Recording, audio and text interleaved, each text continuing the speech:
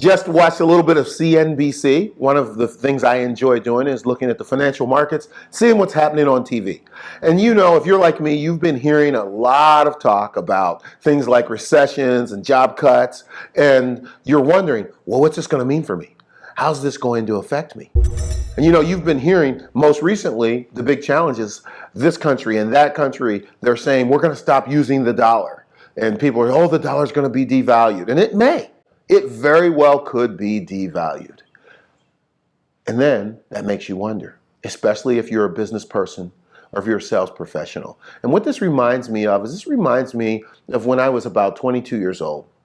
And I had a couple of financial needs, and I was a little bit concerned about what was going to happen to me. I was concerned about what was going on in the economy, and I was concerned about my life and my money and my income. And I needed some. And so I just done my taxes, and it turns out I was going to get $895, which seemed like all the money in the world at the time for me. And so I needed it. The problem was I wasn't going to get that $895 for another 6 to 8 weeks. 6 to 8 weeks. And I'm like, oh, shoot, what am I going to do? I know what I'll do. I'll go see my dad. So I go to my dad, you know, just a hardworking plumber, service businessman who really was good at making his business work. So I said, Dad, I got $895 coming, and I'm wondering if you could advance me maybe $700 of that. He said, you want me to advance you $700 on the $895? Where's it coming from? Well, it's coming from my income taxes, and I really need it. I mean, and I was trying not to let him smell my commission breath, you know, but I really needed that money. And so he said, when are you getting the $895? I said, 6 to 8 weeks. He said, no, I'm not doing that. And I said, well, why not? He said, because if you need $895 now, regardless of what's going on, you're going to need $895 even more in 6 to 8 weeks. And I don't want to deprive you of that. And he said, what you better do is you better go find somebody else to sell your ideas to. He said, you better get a better strategy. You better find a better customer because I am not him. And you know, I hated being told no, but he gave me something right then, and I can feel it. I can feel it surge through me. He took me from this position to this position. He reminded me of my power. The power was in my ability to find the right thing to sell and the right person to sell it to. And that is exactly what I did.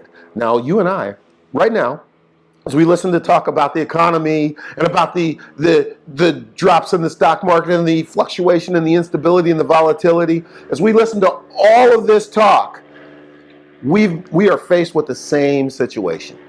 If we need the dollar to be valuable now, we're going to need even more of them later on. If we need money now, we're going to need even more of it later on. And the best thing that we can do is we can go find a better customer, and we can go find a better thing to sell. So what did I do? Turns out I had a 68 Corvette that I absolutely loved, but I knew that I could sell that. And I went and turned that into a crispy, crunchy $10,000 bill faster than you could say, sell that thing. And so I went and sold something. I found somebody who was crazy about what it was that I have to sell. If you're selling something right now, I need to ask you, are your clients crazy about your solution?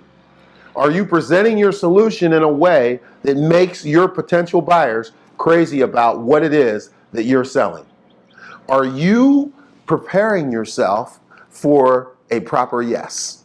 And there are ways that you can do that. And I'm going to give you 3 things that you can take with you that will prepare you for the fight. 1, if you work in sales or if you have a business, make sure that you're selling the right thing. That's something that the marketplace is hungry for. 2, make sure that you prepare yourself mentally that everybody you talk to is going to want it. Leave it to them to disappoint you. Don't tell yourself a disappointing story before you get going. You know, the same person that told me that I needed to find a better customer told me the 3rd thing that I'm going to share with you. And the 3rd thing is really important. You need to remember who made you. You need to remember that you have the most powerful gift in the world, and that is the human tongue, the ability to be able to speak, formulate your thoughts, and turn it into something. Make sure that the words that you use catapult you towards the goals that you want.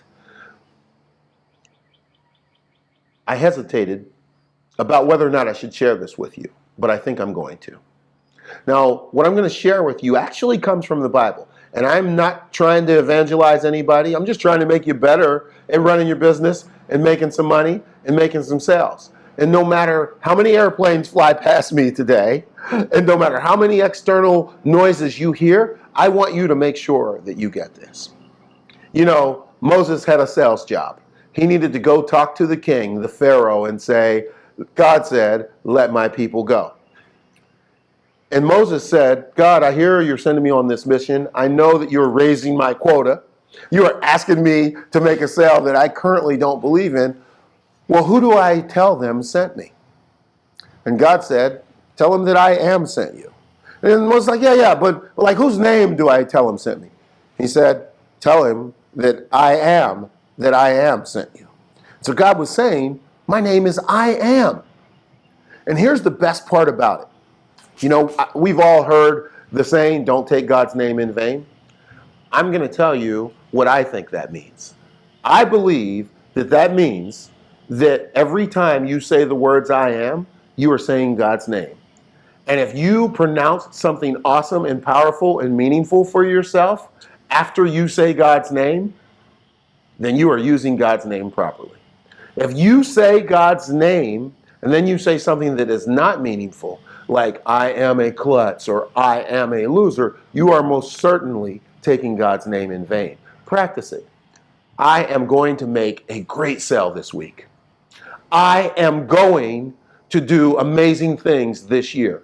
I am going to exceed my quotas this year. I am going to present this information regardless of how much disruption there is, whether an ant bites me on the ankle or whether or not the same plane flies by 86 times. I am going to help somebody with this information. That is how you use God's name, and that is how you turn it into power for yourself. I am going to find the best customer. I am going to sell the right product or service, and I am going to speak powerfully about my future. And so are you. I'm Marc Golden, and thank you for joining me, because no matter what you hear on the news, business is booming. If you enjoyed this video, make sure you check out our next video. If you're someone who's trying to grow your sales career and you want to add zeros and commas to your income, this is the best way. This is our way of doing what Stephen Covey calls sharpening the saw. If you sharpen the saw, you don't have to spend near as much time and energy cutting down that tree. Check out this next video and let's get the deal done together.